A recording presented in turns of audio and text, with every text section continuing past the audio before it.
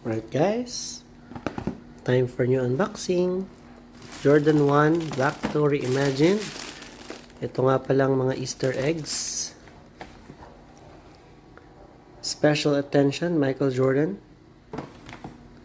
Wala nga palang Wings logo itong ating side. So ito na siya, na-lace ko na siya kanina. Another Easter egg. My very best, Michael Jordan. Nababasa lang siya kapag under UV light.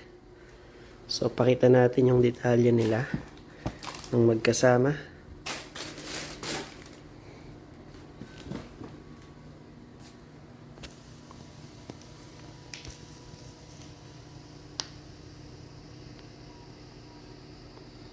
Wife's birthday gift.